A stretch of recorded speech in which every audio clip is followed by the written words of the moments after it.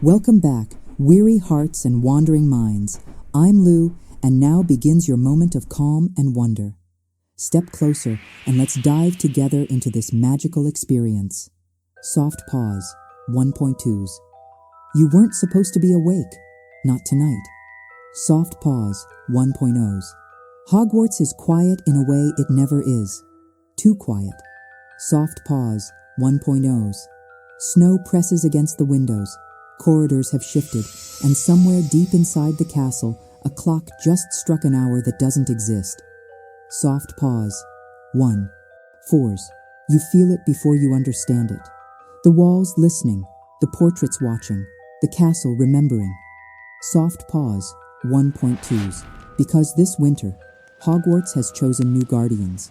Soft Pause, 1.0s. And once the castle wakes, it never does so without a reason. You walk slowly, as if your footsteps might bruise the silence. The stones beneath you are cold, but not unfriendly, more like a hand that has been waiting. Torchlight trembles in its brackets, the flames behaving like nervous little thoughts. Somewhere far away, wind threads itself through a cracked window frame and sighs. And with that sigh, you feel it. The castle turning its attention toward you. Soft Pause, 1.4s. The corridor smells of old parchment and winter wool, a scent like libraries after rain and fireplaces after stories. You pass a suit of armor that seems to lean a fraction closer than it should, listening. A tapestry shows a hunt, frozen mid-gallop, but tonight the rider's eyes appear sharper, as if the fabric itself has learned to recognize the shape of your worries. Soft Pause, 1.3s. You don't know what brought you out of bed. Not exactly. Maybe it was the strange chime, 13 notes at noon, 14 at dusk, time losing its manners. Maybe it was a dream that felt too true, a dream where the castle whispered your name like a prayer. Or maybe it was simply that quiet ache in your chest that says, there is more to you than you remember. Soft Pause, 1.6. A painting coughs softly as you pass, not a dramatic sound, more like a polite clearing of the throat, a gentle reminder of presence. Up late, a sleepy voice murmurs from within the frame, half amused, half concerned. You glance up and see a witch in a knitted shawl, her hair pinned loosely, eyes warm as candlelight. She smiles as if she's seen many nights like yours, the kind that begin as restlessness and become revelation. Soft Pause, 1.2s. You offer a quiet apology to the corridor itself, an instinct you don't question. Because Hogwarts has a way of making you speak to things you were taught were inanimate. Here, stone can hold memory, wood can keep secrets, and silence can teach. Soft Pause, 1.5s. Ahead, the hall bends, but it doesn't feel like a simple turn. It feels like the castle is guiding you, the way a book guides a reader, page by page, breath by breath. A draft brushes your cheek like invisible fingertips. The torches dim, not in warning, but in invitation, as if the darkness is kinder for what comes next.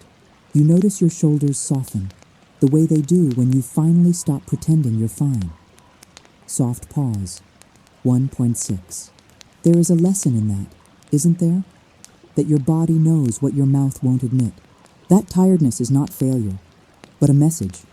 That fear is not the enemy. Only a door you haven't learned to open gently. Soft Pause, 1.4s. You pass the archway toward the library, and the air changes immediately. Cooler, drier, smelling of ink, dust, and the quiet thunder of knowledge sleeping in rows. The lamps here glow lower, as if even light must whisper in this place, and you feel something inside you respond, like a compass needle remembering north. Soft Pause, 1.7s. The library is mostly empty, but not truly alone. Books have their own kind of breathing. Pages shift with the faintest rustle, like birds tucking wings beneath themselves. A ladder stands slightly away from the shelf, as if someone climbed it moments ago. or centuries ago, and the stillness feels thick with meaning, the way snow makes the world feel holy. Soft pause. 1.4s. You step between shelves that tower like quiet guardians, and you realize with a small shiver of wonder that learning is not just collecting facts. It is being changed by what you touch. It is letting words rearrange you. It is courage, the soft kind, the kind that doesn't shout, only stays. Soft pause. 1.8s. Somewhere, deep in the restricted section, a stone clicks. A single sound, small as a heartbeat. You freeze, listening, and your breath becomes careful. Soft pause. 1.2s. It happens again. Click, then a faint scrape, like something shifting beneath pressure and time. The hairs on your arms rise, not from terror, but from recognition, like déjà vu in your bones. You don't think, I should be scared. You think, I've been called. Soft pause. 1.6. You move toward the sound, slow and respectful, as if approaching a sleeping creature. Your fingers trail along book spines, leather, cloth, cracked gold lettering. A title catches your eye, On Winter Wards and the Memory of Stone.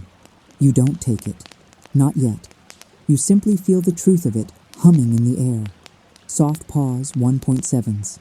Near the back, behind a tall shelf, you find an alcove half hidden by shadow. A patch of floor looks slightly wrong. Not broken, not damaged, just different, like a secret that has been disguised as ordinary for a very long time. A loose stone sits at the edge, almost politely waiting to be noticed. Soft pause. 1.8. You kneel. The cold bites through your trousers, sharp but honest. Your hand reaches out, hesitant, and you touch the stone. It's not just cold, it's tired, as if it has been holding something inside itself for centuries, and the effort has become heavy. Soft pause. 1.5s. You lift the stone, and for a moment, everything holds its breath. The library, the torches, the snow at the windows, even you. Soft pause. 1.8s. Beneath it rests a small silver locket, dulled by time, yet somehow untouched by decay. A thin chain lies coiled like a sleeping serpent, peaceful and patient. The metal is etched with tiny constellations, as if someone trapped a piece of night sky inside it. When your fingers hover over it, warmth blooms, impossible warmth, like a candle lit inside winter. Soft pause. 1.7s. The locket doesn't feel like an object. It feels like a memory you forgot you had. Soft pause. 1.4s. You hesitate because part of you understands the cost of touching old magic. Old magic doesn't just give. It asks. It changes the shape of your life, the way a truth changes the shape of a sentence. Still, you are here, and you are awake, and Hogwarts does not wake you for nothing. Soft pause. 1.8s. You take the locket. The moment your skin meets silver, a soft pulse travels up your arm. Slow, steady, intimate. Not pain, not shock. More like recognition. As if blood is answering blood, even if you don't yet know whose. Soft pause. 2. Also in the locket's polished surface, you catch your reflection. But for a blink, it is not only you staring back. A girl in midnight blue robes appears behind your eyes, silver ribbons woven into dark hair. A head girl badge catching torchlight like a secret star. And a voice, quiet, ancient, unhurried, slides through the silence like snowfall. Soft pause. 1.6. Time grows short, it seems to say. Winter's end approaches. Soft pause. 1.8. You look around, heart calm but heavy, as if you've just been handed something sacred. Outside the library windows, snow continues to fall, soft, endless, forgiving. And somewhere far below the castle, beneath black water and thick ice, something shifts, as if it heard the locket awaken. Soft pause. 2.2s. You don't run. You don't panic. You simply hold the locket close, the way you hold on to hope when you're not sure you deserve it. Because maybe the true magic isn't what the castle hides. Soft pause 1.2s. Maybe the true magic is what the castle is trying to help you remember. Soft pause 2.4s. And as you rise to your feet, the torches flicker once, like a wink, like a blessing, like the beginning of a path. Soft pause 2.0s. You take one quiet step toward the restricted section, and the shelves, almost imperceptibly, seem to lean aside, just enough to let you pass. You leave the locket where it can warm your palm, not clenched tight, just resting there, like a small promise you're still learning how to keep. The library doesn't scold you for being here. It doesn't rush you either. It simply surrounds you with its patient silence, as if it has always known you would return to this aisle one day. Somewhere behind the shelves, a page turns by itself. Not loudly, not dramatically. More like a sigh. You take a slow breath and notice how the air tastes faintly of dust and winter, like snow carried in on wool coats, melted near fireplaces, and remembered in stone. The locket's surface catches a lamplight shimmer, and for a moment it feels less like metal and more like a held breath. You look down at the loose stone you lifted, and you place it back carefully, as though you're tucking a secret back into bed. There is something strangely gentle about that, about handling the world as if it can bruise, about moving through the night without forcing it to become loud. You stand, and your knees protest softly against the cold. The smallest ache reminds you you're real, that you're here, that this is happening in a place that often feels like a dream. The locket is warm now, warmer than it should be, like it borrowed heat from you, and then decided to give it back. You glance toward the restricted section, and the ropes across the entrance look almost ceremonial in the dim light, less like a barrier and more like a question. Not, are you allowed? But, are you ready? You don't answer out loud. You simply move. Your steps are careful, unhurried, as if you're listening with your whole body. Each plank, each stone, each shadow seems to carry an instruction. And then, before you reach the ropes, the locket gives a soft pulse. It isn't a jolt. It's a rhythm. Like the castle's heart remembered you exist. You stop. Your eyes drift to a shelf to your left, the one you've passed 100 times without truly seeing. Tonight, one book spine sits slightly forward, like a finger raised politely in a crowd. The title is faded, but you can read enough to feel the tug. Winter Wards and the Memory of Stone. You slide it out. Dust lifts in a slow, glittering cloud, and then settles again, as though even the dust is trying not to interrupt. The cover is cold. The pages, stiff with age. When you open it, the paper makes a soft crackle, like a fireplace beginning to catch. There's no dramatic illustration, no screaming ink, no obvious spell, just words, quiet words. And somehow, that feels more powerful. You read by lamp glow, letting the sentences move slowly through you. The book speaks of old protections woven into Hogwarts long before modern charms became fashionable, protections that behave less like walls and more like lullabies. It describes winter as a teacher, not because it hurts, though it can, but because it reveals. In winter, the castle's noise softens. Students sleep longer, hallways empty, the small dramas of the day fade. And in that hush, hidden things can finally be heard. You swallow, because something about that lands too close to your own life. How often do you keep yourself busy, just so you don't have to hear what your heart is saying? You turn a page. A paragraph mentions that certain heirloom enchantments respond not only to blood, but to intent. An old kind of magic that recognizes why you're reaching, not just who you are. Your fingers drift back to the locket. It warms again, as if agreeing. You keep reading until a small illustration appears. Simple ink lines, nothing fancy. A circle, a chain, a star map pattern carved into silver. Your breath catches. It matches. Beneath the sketch is a note written in a different hand, sharper and more personal, as if the writer leaned close to the page. First, the locket. It does not protect you from darkness. It teaches you where the darkness hides. Your mouth goes dry, not from fear, more from the weight of being addressed across time. You read the next line. Second, the quill. It does not write what you want. It writes what is true. Your shoulders relax and tense at the same time. You can't decide which feeling comes first, relief that truth exists, or dread that you'll have to face it. And then the third, the globe. It does not reveal a place. It reveals an order. You close the book very gently, as if the words might spill out if you move too fast. Outside the windows, snow drifts sideways in the wind. Inside, the lamps hum low, and the shadows between shelves feel deeper than usual. You realize you've always thought of Hogwarts as a building, but tonight it feels like a mind full of rooms where it stores its memories.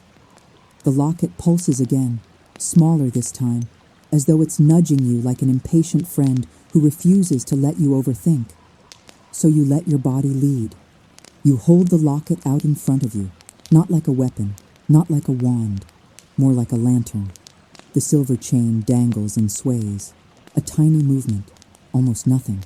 But it swings toward the library's far corner, toward a narrow passage between two tall bookcases. You follow. Your footsteps are muffled by the ancient rug. The air cools. The library feels older here, less visited, as if the dust has had time to become meaningful. The chain swings again. You stop beside a shelf of forgotten indexes and crumbling atlases. You don't know what you're looking for, and yet you do, because the locket is doing the looking through you. Pause 1. Sevenths. There's a seam in the stone wall behind the shelf. A hairline crack that isn't damage, but design. A door pretending to be a wall. You slide your fingers along the seam, and your skin tingles faintly, like static before a storm. A thought comes, not as words, but as certainty. Don't force it. Ask. So you do something that would sound foolish anywhere else. You whisper, very softly, as if speaking to a sleeping animal. Hogwarts. May I? For a moment, nothing happens. Then the stone warms under your hand, and a quiet click answers you. The shelf shifts, only a little, just enough to reveal a slim opening, a narrow stairwell spiraling downward into darkness that smells like old ink and colder air. You don't go in yet. You stand at the threshold and let yourself feel what this moment is really about. Because this isn't only a hidden stair. It's a metaphor made solid. A reminder that the parts of you you've avoided aren't always monsters. Sometimes they're simply rooms you've never learned how to enter. You look at the locket again. In the silver, your reflection appears steady. Tired eyes, calm face, a softness around your mouth that wasn't there earlier. Pause 1.5s. And behind your reflection, for the briefest blink, you see her again.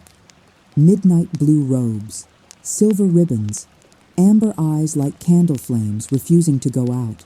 Not a warning, a witnessing. Your fingers tighten around the locket, and you step closer to the stairwell. The darkness inside doesn't feel cruel. It feels quiet, like the inside of a closed book. Pause 1.7s. You take one step down. The stair creaks once, as if clearing its throat after centuries of silence. Pause 1.4s. Another step. Your breath turns visible in the colder air. The lamp glow from the library fades behind you like the end of a sentence. You pause and you listen. Somewhere deep below, something ticks. Not like a normal clock, like an old mechanism waking up. And suddenly, you understand why the castle's quiet tonight feels different. Because it isn't empty. It's attentive. It's waiting for you to notice the order of hidden things. The order that begins with a locket and leads you toward a truth you can't yet name. You take one more step down into the stairwell, and behind you, the shelf slides an inch closer, not closing you in, just narrowing the world enough to keep you focused. The darkness ahead deepens, and the ticking grows clearer. You descend slowly, one step at a time, letting the stair teach your body its rhythm. The stone curves inward, spiraling like a thought you've been avoiding, but are finally ready to follow. Your breath clouds the air, pale and gentle, and you notice how quiet effort can feel when no one is watching. Above you, the library fades into memory. Below you, something patient continues to tick. The sound is not loud. It doesn't demand attention. It simply exists, steady and unafraid of silence. Tick, pause, tick, like a heart that has never forgotten why it beats. The stair opens into a narrow corridor lit by old lanterns mounted low on the walls. Their glow is softer than torchlight, honey-colored and calm, as if designed for thinking rather than seeing. The air smells faintly of oil, copper, and parchment, an unexpected combination that feels strangely comforting. You realize this place was not built for hurried footsteps. It was built for waiting. You walk on. The walls here are carved with symbols you don't recognize immediately. Not spells, not warnings. More like diagrams, circles intersecting lines, stars connected by careful geometry, maps perhaps, or reminders that even chaos follows patterns if you listen long enough. As you pass, the locket warms again, responding to something deeper in the stone. Its gentle heat seeps through your palm and into your wrist, grounding you. You notice how your thoughts slow to match your steps, how the anxious buzz you carry so often has softened into something quieter. Not gone, just resting. At the corridor's end stands a door you've never seen on any map of Hogwarts. It isn't hidden aggressively, it simply looks unimportant. Plain wood, no ornament, no inscription. The kind of door most people pass without curiosity. You stop in front of it. The ticking is louder now, layered, like several clocks speaking to one another in low voices. You feel it through the floor, through your shoes, through the bones of your feet.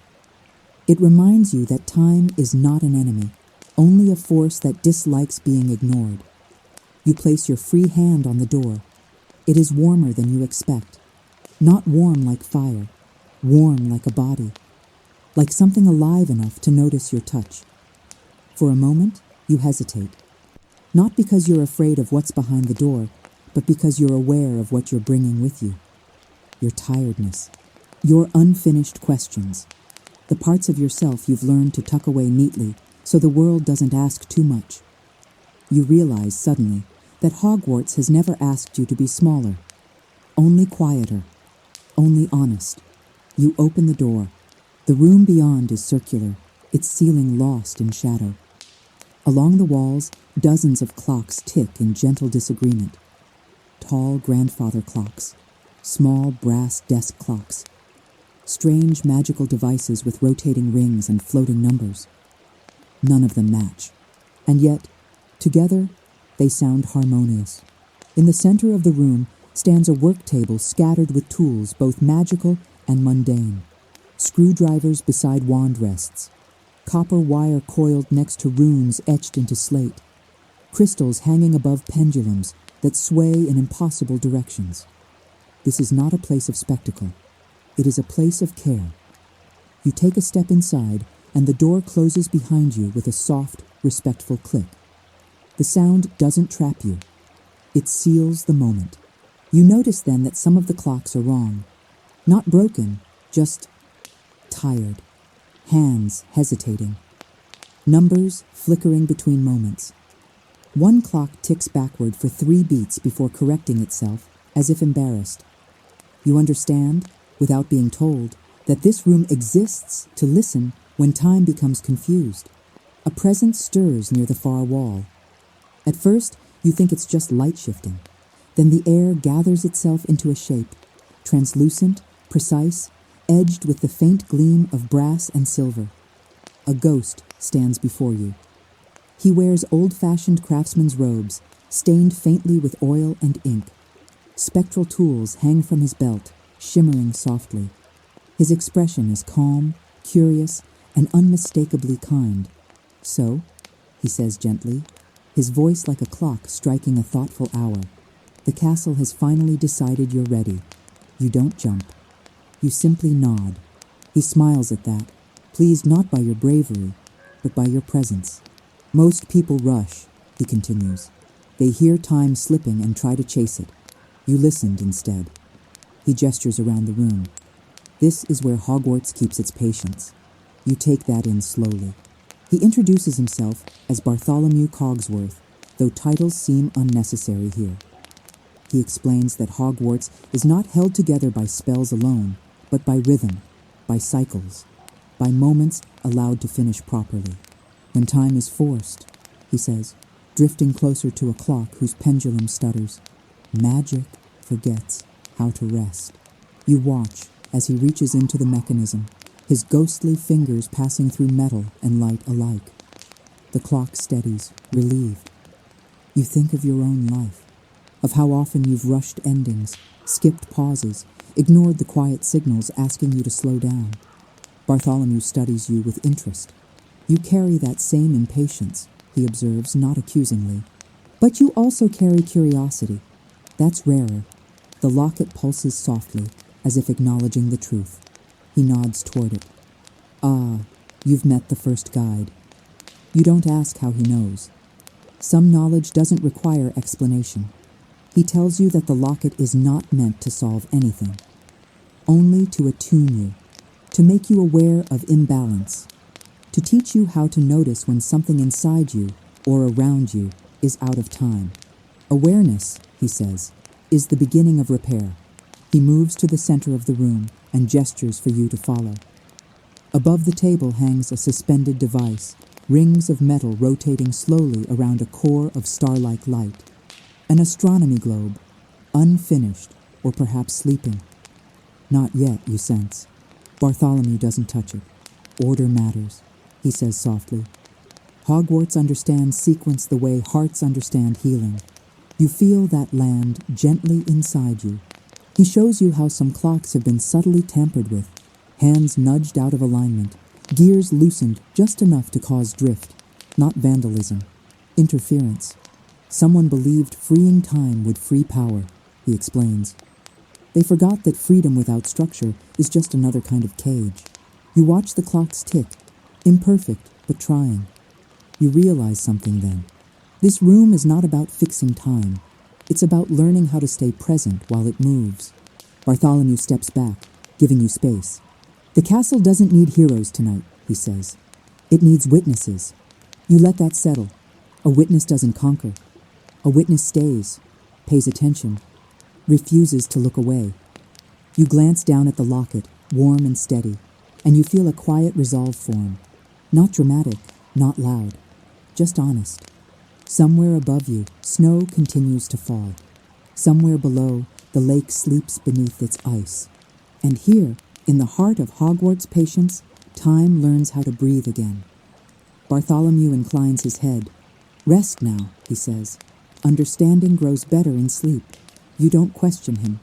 As you turn toward the door, the clocks seem to soften their sound, ticking more gently, as if grateful. You step back into the corridor, carrying with you not answers, but alignment. And that, you sense, will matter far more in the chapters yet to come. You return to the corridor slowly, the way one leaves a chapel or a dream. The door behind you closes without sound, and the ticking fades, not gone, only folded back into the stone.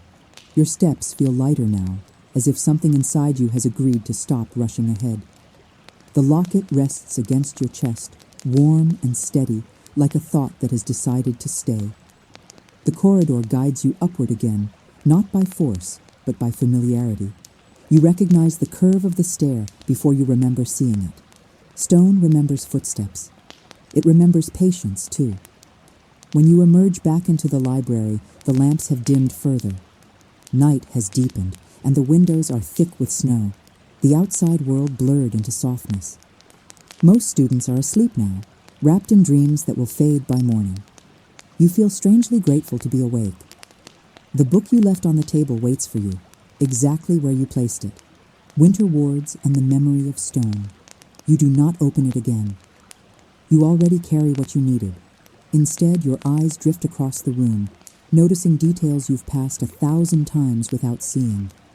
The slight tilt of a shelf, The way ink bottles glow faintly under lamplight. The sound of a quill scratching somewhere far off, though no one is there.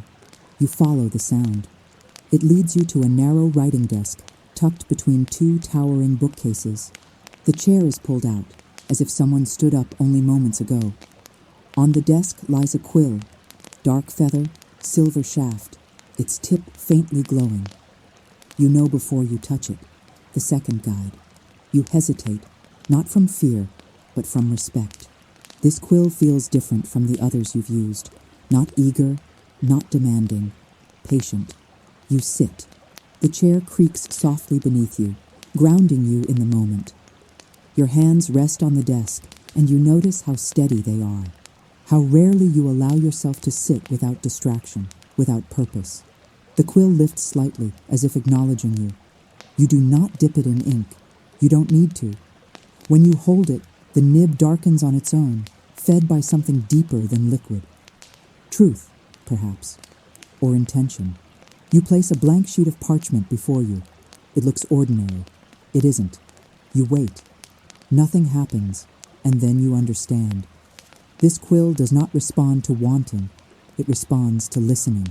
You close your eyes, not tightly, just enough to let the world soften around the edges. You think of the locket, of the clocks, of the quiet question the castle keeps asking without words. What have you been avoiding? Your breath slows. You think of moments you rushed past, things you pretended didn't matter, feelings you labeled inconvenient. Your hand moves before you decide to let it. The quill writes, not sentences at first, just fragments. A name you haven't spoken in years. A choice you made because it was easier, not because it was right. A hope you buried so deeply you almost forgot it had a pulse. You don't panic. The words don't accuse you, they simply arrive. You realize then that truth, when it comes gently, does not hurt the way you expect. It aches, yes, but like muscles waking after long stillness, like warmth returning to numb fingers. You keep writing. The parchment fills with quiet honesty. Not a confession, a recognition.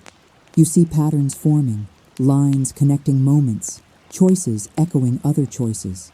You begin to understand what the book meant. The quill does not write what you want.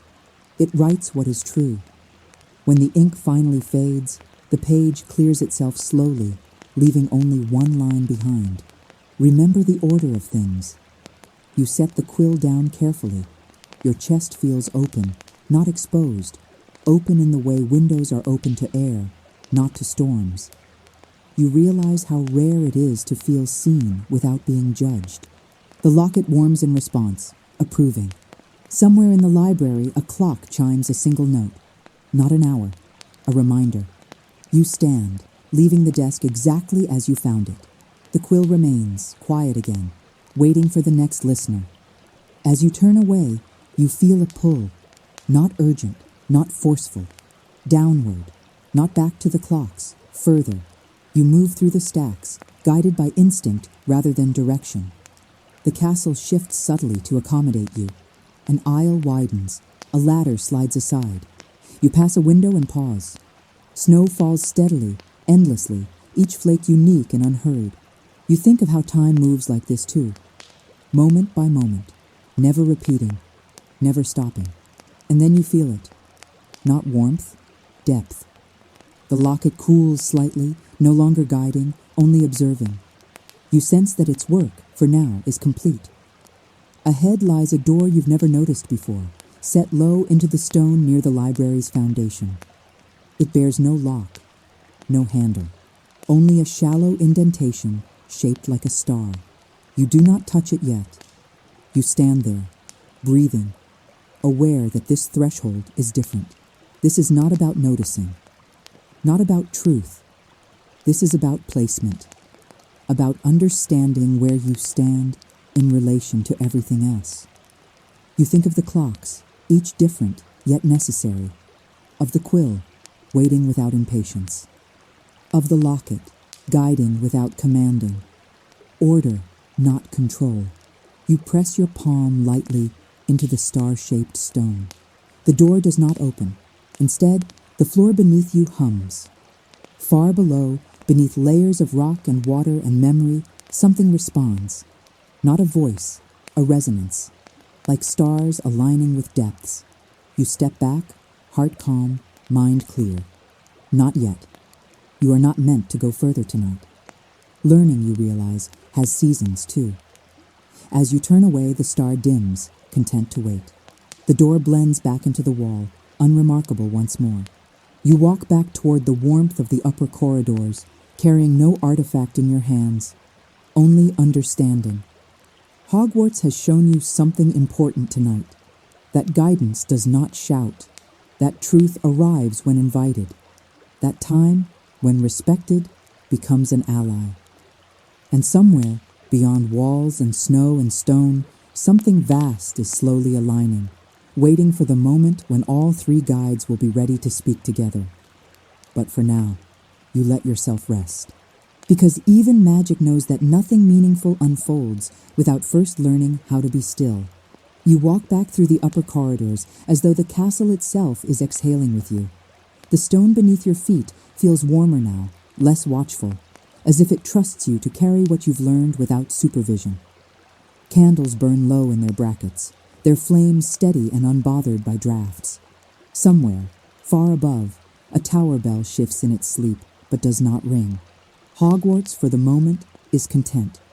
You pass familiar landmarks, the curve near the charms classroom, the narrow passage that always smells faintly of chalk and rain, but they feel subtly altered, not changed, revealed, as though you are seeing the same places through a clearer lens. The locket rests cool against your chest now, no longer guiding, only listening. You sense that it is not finished with you, only resting, the way a teacher rests when a lesson has landed. A staircase descends toward the lower levels, its steps broader, worn smooth by centuries of quiet purpose. You don't question why you turn toward it. Your body already knows. The air cools as you go down, carrying the scent of damp stone and iron, old, honest smells that speak of foundations and weight. This part of the castle feels older than rules, older than houses, older even than names. You reach a landing where windows open out toward the lake.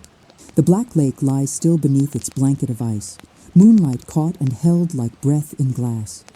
Snow drifts across its surface in slow spirals, and the stars above seem closer here, their reflections blurred and softened in the frozen water. You stand there for a long moment. There is something deeply comforting about water at rest, about knowing that beneath stillness, life continues, quiet, resilient, waiting. You think of all the things inside you that are like this, paused, not gone.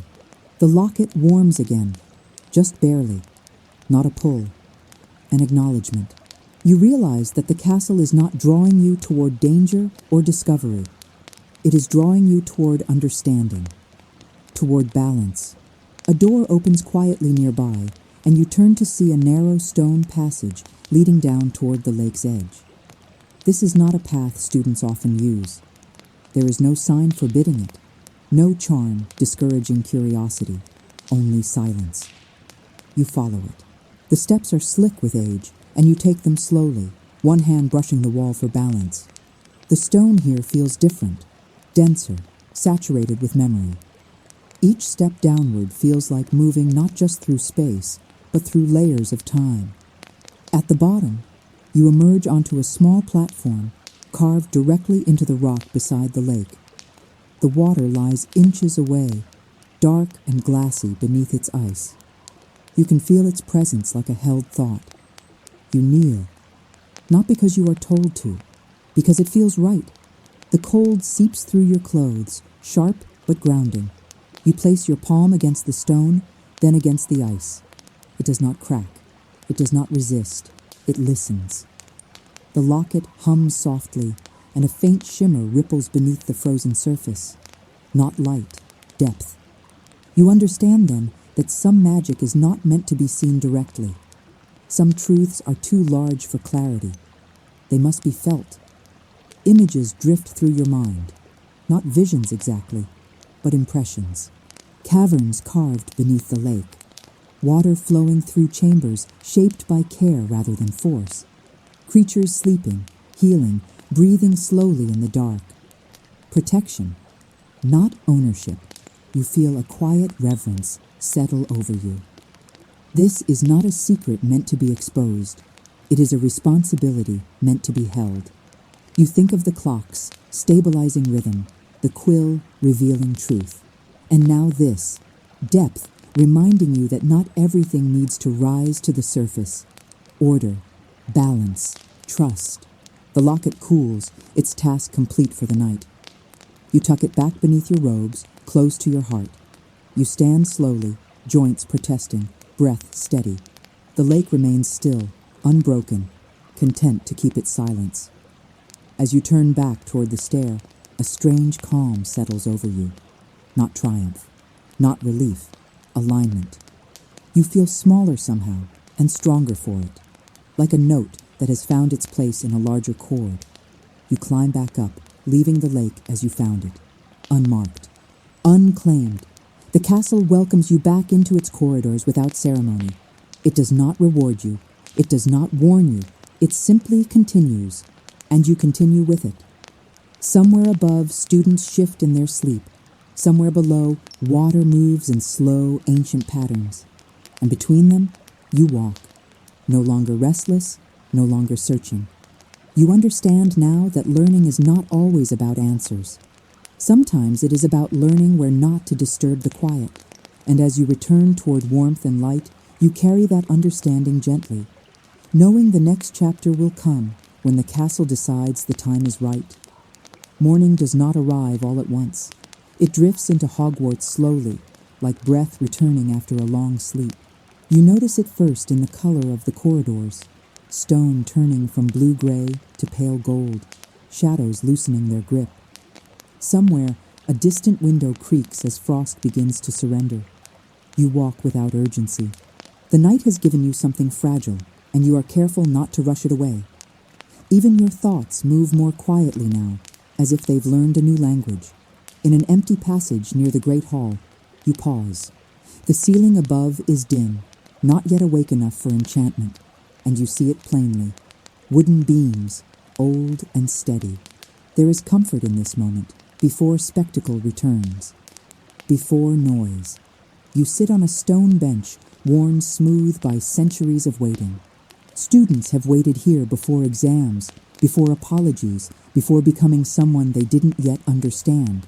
The bench remembers all of it. You rest your hands in your lap and simply exist. It feels strange at first. You're used to filling silence, even in safe places. But Hogwarts does not hurry you. It never has. A sound drifts down the corridor. Soft footsteps, careful, hesitant. You look up and see a first-year student passing by, wrapped in an oversized scarf, eyes half closed with sleep. They glance at you, then away, then back again, as if uncertain whether you are real. You offer a small nod. They relax instantly, shoulders dropping, and continue on their way. You understand then that presence alone can be reassurance, that sometimes the quiet act of being steady is enough to help someone else feel less lost. The locket remains still against your chest. It does not warn. It does not guide. It trusts you now. As the castle stirs, sounds begin to layer gently, doors opening, portraits stretching awake, the faint clatter of dishes far below. Life returning, not with a shout, but with a murmur. You stand and walk toward the great hall. The doors are already open. Inside, the space feels vast and peaceful. Long tables empty, candles hovering low and patient. The enchanted ceiling shows a pale winter sky, clouds moving slowly, thoughtfully. You take a seat near the end of one table. You are not hungry yet. This moment is feeding you in a different way. You think of the clocks beneath the castle, quietly correcting themselves, of the quill waiting for honesty, not performance, of the lake holding what must remain hidden. And you realize something important. Not every lesson demands action. Some lessons ask only that you notice them, and then live differently. A plate appears before you with a soft clink. warm bread, steam curling upward like a promise. You smile at the simple magic of being cared for without asking. As you eat, slowly, you feel time behave properly again. Not rushing, not dragging, just moving. You sense that something larger is forming, not yet visible, not yet urgent. The castle is not finished with you, but it is satisfied, for now. You leave the hall as the first true morning light spills through the windows, turning frost into diamonds. Students begin to appear, laughter soft, voices low, the day stretching awake. And as you walk among them, unnoticed and perfectly placed, you understand the quiet truth Hogwarts has been offering all along. That growth does not always look like change. Sometimes it looks like stillness done well. Sometimes it looks like knowing when not to reach. And sometimes it looks like trusting that what is meant to rise will do so in its own time. By afternoon, the castle has fully remembered itself. Voices echo again through the corridors, laughter climbs stairwells, and the day settles into its familiar rhythm. Yet beneath all of it, you sense a second rhythm, quieter, steadier, one you might never have noticed before last night. You walk between classes with everyone else, but you are not quite moving the same way. Your steps pause more often. Your eyes linger. You notice how sunlight stretches across the floor like a question rather than an answer. In the charms corridor, a clock above the doorway catches your attention. Its hands move correctly now, smooth and confident, as if relieved. For a moment, you could swear it ticks a little more softly when you pass beneath it. You don't stop to test the thought. Some understandings are not meant to be proven. The locket remains quiet all day. It does not warm, does not pulse. And you realize this is a lesson too. Guidance is not meant to be constant. If it were, you would never learn to trust yourself. In the library, you return a book you don't remember borrowing. The librarian glances at the title, then at you, and gives a small, approving hum. You don't ask why. Approval, when it comes without explanation, often means you are where you should be. As evening approaches, the sky darkens early. Winter shortens the day, not to punish it, but to deepen it. Candles are lit again, and Hogwarts begins its second life, the quieter one that belongs to reflection and wandering thoughts. You find yourself back near the windows overlooking the lake. The ice has not changed, still unbroken, still patient, but you have. You see the surface now as a boundary, not a barrier, a reminder that depth does not demand exposure. That some things remain whole because they are protected, not hidden. A pair of students passes behind you, arguing softly about a lesson, their voices bright with urgency. You smile without turning around. Urgency has its season. So does waiting. As twilight settles, you feel it for the first time since morning. A faint alignment, like gears finding their place. Not a signal, a preparation. The castle is not calling you yet. It is arranging itself. Later, as night returns, you walk the long way back to your common room. Not because you are lost, but because you are listening. Your fingers trail along the stone walls, and you feel how they hold warmth longer now, as if the castle itself is less tense. At a familiar turn, you pause. A door stands there, one you've passed countless times without curiosity. Tonight it feels different. Not urgent, not glowing. Just present. You do not open it. Instead, you acknowledge it. The way you acknowledge a thought that will matter later. You nod once, quietly, and move on. Inside your common room, the fire burns low and steady.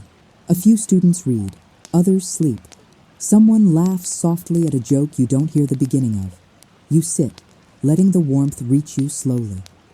For the first time in a long while, you do not feel the need to be elsewhere. As you close your eyes, just for a moment, an understanding settles into place. The castle is not preparing you for an event. It is preparing you for yourself. And when the next call comes, when the locket warms, when the quill waits, when the depths stir, you will not rush. You will recognize the pattern. Because Hogwarts has already begun to teach you the most difficult magic of all. How to notice when something important is quietly beginning. That night, sleep comes without resistance. Not the heavy kind that pulls you under, but a soft drifting, like being carried across water that knows your name. The fire in the common room burns low, and the murmured sounds of the castle settle into a rhythm you no longer need to follow. Your dreams are not images. They are sensations. Warmth without weight. Movement without distance. The feeling of standing inside something vast and patient, where nothing is demanded and nothing is lost. You wake before the bell. The castle is still wrapped in its deeper quiet, that hour when even ghosts drift more slowly. For a moment, you stay where you are, listening to your own breathing, noticing how calm it sounds. You realize how rare that is. You rise and move softly through the corridor, not sneaking, not hiding, simply respectful of the hour. The stones beneath your feet are cool again, but not cold. They feel like they remember you. As you pass a tall window, you pause. Snow has stopped falling. The lake lies smooth and dark beneath the moon, no wind disturbing its surface. Stars scatter across it, broken gently by ice, as if the sky itself has chosen to rest there for a while. You sense no movement below, only balance. The locket remains still against your chest, and yet something else stirs. Not within you, around you. You continue walking, guided not by direction, but by ease. Your path curves naturally toward the older parts of the castle, where hallways narrow and ceilings lower, where footsteps echo differently. A single candle burns at the end of one passage, its flame steady and tall. It was not there yesterday. You are certain of that. You approach it slowly. The candle does not flicker as you near. Instead, it brightens, just a little, like recognition. Its light casts long shadows along the walls, shadows that do not feel threatening, only deep. You stop beside it. In the candle's glow, something becomes visible on the stone wall behind it. Writing, not carved, not painted. Written as if the wall itself decided to remember. The words are simple. Not instructions, not warnings. A reminder. Learning does not hurry, neither does becoming. You read the sentence twice, then a third time, letting it settle somewhere below thought. You understand that this message was not left for everyone. It was left for someone who would arrive slowly enough to notice it. You reach out, not to touch the writing, but the stone beside it. It is warm beneath your fingers. Not alive, attentive. You step back, and the writing begins to fade. Not erased, just released, like a thought that has done its work. The candle dims again, content. You leave it there. Some things do not need to be carried. As you turn away, a distant sound reaches you, soft, layered, familiar. Clocks, not striking, not correcting, synchronizing. You do not follow the sound. You don't need to. You know now that alignment happens whether you watch it or not. Back in the warmth of the common room, you settle again, wrapping yourself in stillness. Your body feels heavier in the best way, anchored, present. You close your eyes. And this time, when sleep comes, it brings with it a quiet certainty that the castle is not testing you, not measuring you. It is trusting you. And trust, you are learning, is the most delicate magic Hogwarts knows how to offer. Somewhere deep below, water shifts gently in its chambers. Somewhere above, a clock keeps perfect time. And between them you rest, exactly where you are meant to be, as the castle prepares, patiently, for what will come when winter begins to loosen its hold. Winter begins to soften almost imperceptibly, not in warmth, but in willingness. The snow along the windowsills loosens its grip, and icicles thin like thoughts that have finished insisting. You notice it first in the light, how it lingers a little longer each afternoon, as if uncertain whether to leave. Hogwarts senses it too. The castle does not celebrate change. It prepares for it. You feel this preparation in small things. A stare that no longer hesitates mid-turn. A portrait that hums while it stretches awake. A clock that once stuttered now moving with quiet confidence, its hands no longer anxious. You move through your days gently, carrying awareness the way one carries a candle through dark corridors, not to banish shadows, but to understand their shape. Lessons feel deeper now, even when they appear simple. You begin to notice how often wisdom hides inside repetition. In the evenings, you find yourself drawn again and again to the same places. The window overlooking the lake, the bench near the great hall, the narrow corridor where the stone still holds warmth from a message already faded. You do not expect anything to happen, and that, you sense, is precisely why something begins to. One night, as the castle settles into its quieter breath, the locket warms for the first time in days. Not sharply, not urgently, just enough to remind you it exists. You stop where you are. The corridor is empty, lit by a handful of candles that glow like distant stars. Your breath slows without instruction. Your body remembers the language of waiting.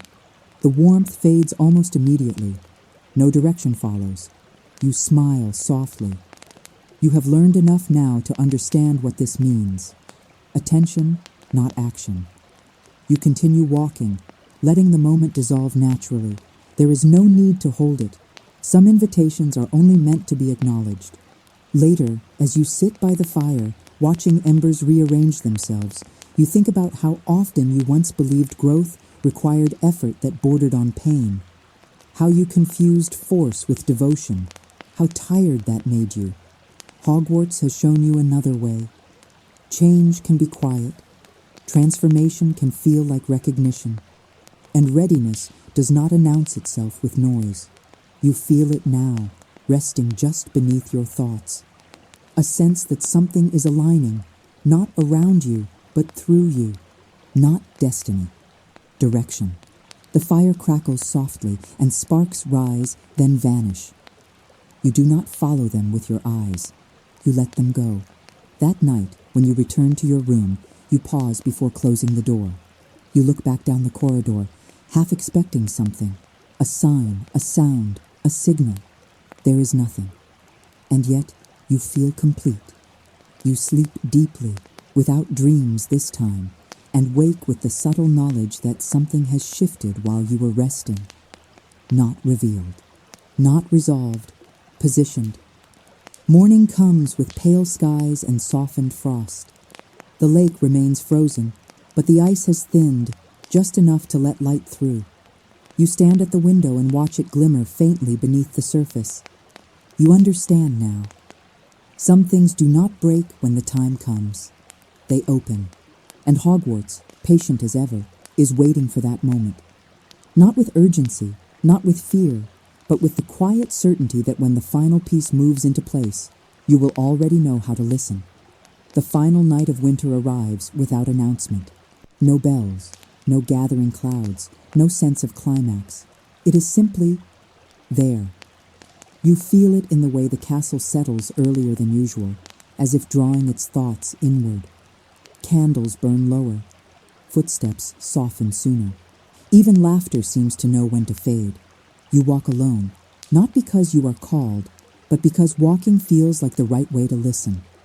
The corridors no longer feel curious about you. They feel familiar. You pass the places that shaped you over these nights. The library, now warm with lamplight and quiet breathing books. The stairwell that once led you downward, now content to remain closed. The window by the lake, where ice still holds, but only just. You stop there. Moonlight spills across the frozen surface, silver and calm. Beneath it, you sense movement, not awakening, not stirring, simply life continuing, steady and protected. You understand now that guardianship is not about standing watch. It is about knowing when to let things be. The locket rests cool against your chest. It does not warn.